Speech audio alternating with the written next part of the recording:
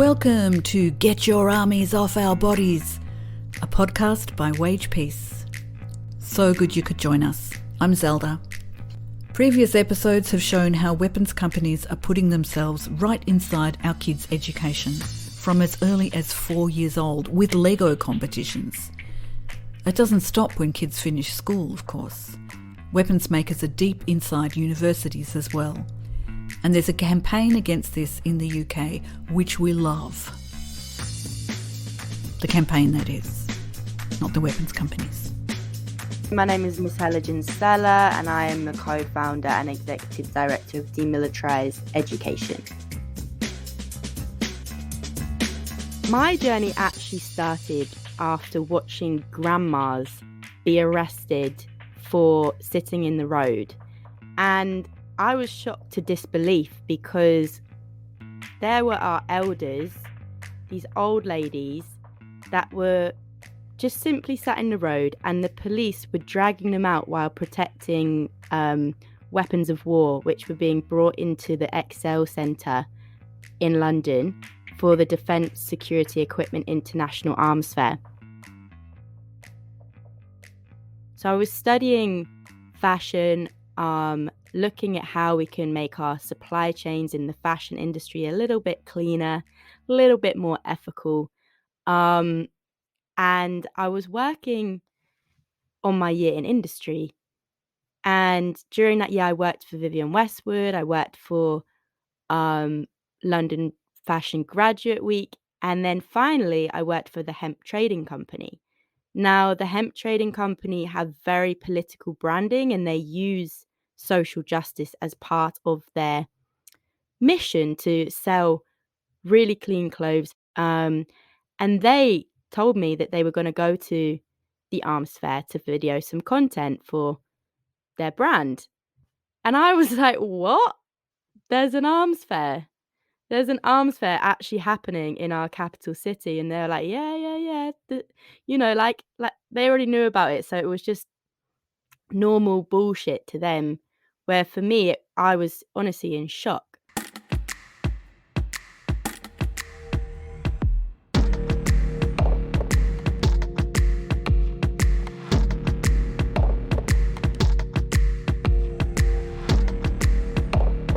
Now, this arms fair happens every 2 years. And that year, in 2017, we actually sold, and by we, I mean the UK, sold weapons to 18 of our own human rights watch list. So there I was, watching grandmas be arrested, watching war machines brought into the Excel Centre to be sold, and I just had a massive epiphany about how corrupt our country actually was. And I decided that I was going to go back to my university, the University of Manchester, and raise some awareness about this. That's where my whole journey just escalated.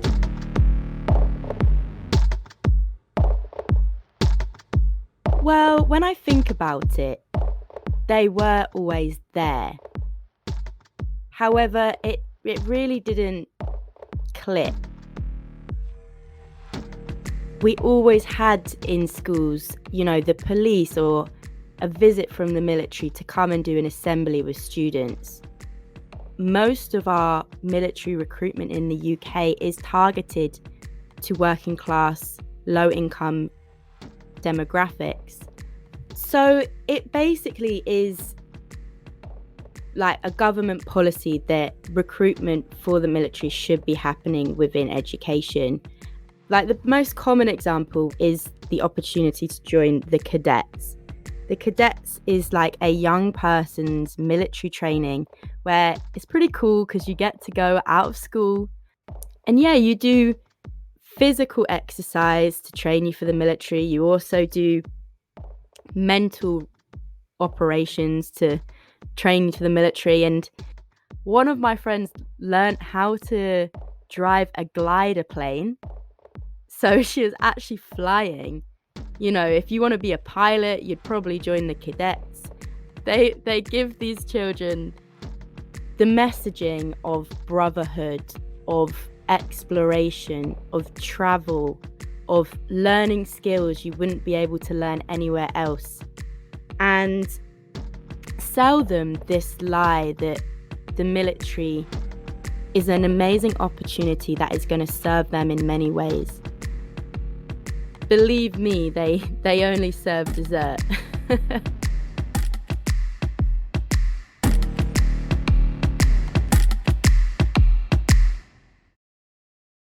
One of the first things I did was go and talk to veterans. And I told each and every one of them that we wanted to get the military and defense sector out of education and what they thought about that. And each and every one of them said, absolutely, you need to do that. War is horrible. We are treated really badly. And having our education systems used for the continuation of the military is completely immoral. What we have found at Demilitarized Education is that UK universities are partnering with the military defence sector in 3 key ways. The most predominant one is research. So the military or an arms company will pay either a single researcher or a university department a lot of money to support arms-focused research agendas. What this ends up looking like is basically that universities' capacity is being used to build arms technology. Now, the other 2 key ways is that the arms companies and military will pay departments for consultancy. They will use the department's intellect and resources to advance their own businesses. And also use those spaces to funnel students into career opportunities with the military and defense sector. And then the final partnership type that we look at is investment. So that is when universities actually buy shares in arms companies and then profit from those shares. Now, at Demilitarized Education, we have created the world's first university and arms database, and we have been working with students across the UK, teaching them how to research their university's involvement with the military and defence sector and upload it to the database. So far, this database has uncovered over £1 billion worth of money transferred between the military and defence sector and UK universities, and our research has barely scratched the surface yet. What we're aiming to do is gain research on every university in the UK so we can benchmark them and then leverage that data to persuade universities to sign the Demilitarized Education Treaty. This treaty is a central document that guides comprehensive change, policy, adjustments, divestment, and plans for reinvestment into sustainable sectors. This aims to set a new precedent where it is unacceptable for universities to partner with the military and defence sector, because education has the power to transform society, and this power should be used in favour of peace, not war. Now, the other really important thing about the University and Arms database is the fact for the first time ever, we are tracking student actions taking place on campus. Demilitarization campaigns have been active for decades, but because of student turnover, when one group of students graduate, it often means that the next lot of students hoping to campaign against the militarization of higher education have to start again. You know, you put so much work in, and if you haven't found someone in the years younger than you at university, or all your work is about to be lost. And that's a really sad thing that many students go through. Suddenly their passions and the work they put into their passions is lost. And this is obviously this is great news for the university. It means that the pressure that they have been under is lifted, that gives them the ability to do whatever they want to do without transparency, without accountability. And if they're lucky, it will take, another year or so before a new set of students pick up on the fact that they are welcoming war criminals into their educational spaces. What this did is it just weakened our campaign. It weakened our ability to really be able to express the problem. And our database solves this problem because we track any correspondence that's happened between universities and students. We're tracking all the actions that have taken place, any military sightings on campus, so that we can start to really build upon past generations' movements, compare inter-campus campaigns, and learn from our mistakes at long last. So we're really, really excited about that feature.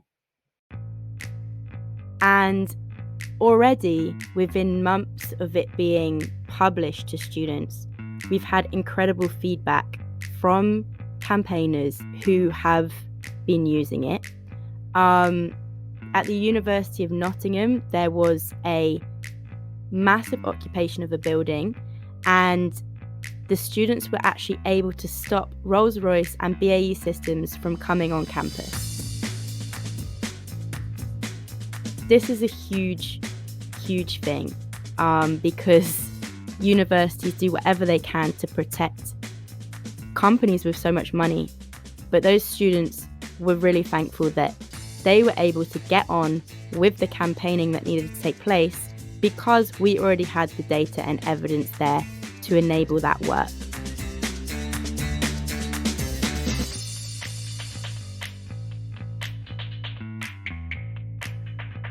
Unfortunately, STEM really has no separation from the military-industrial complex at this point.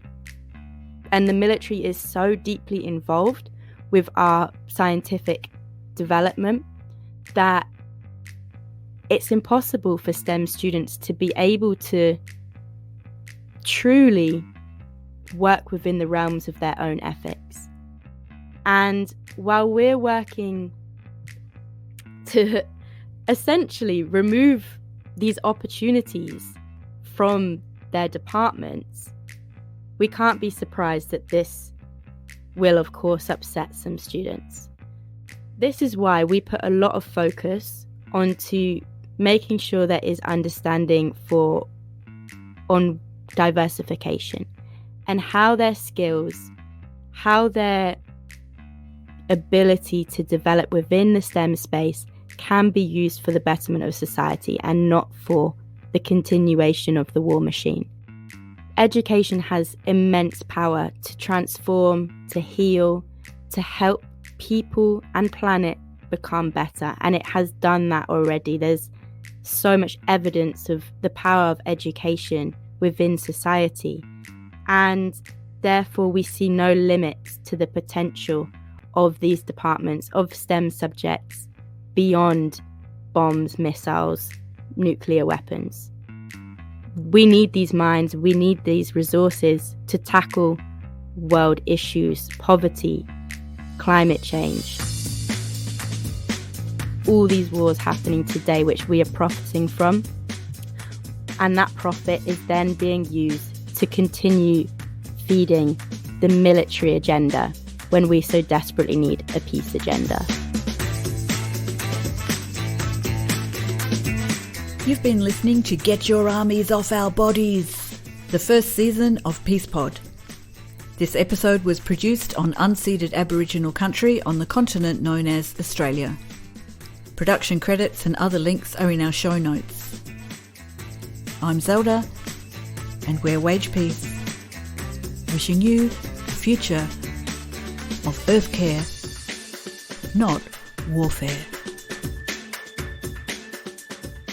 Earth care, not warfare. Earth care, not warfare.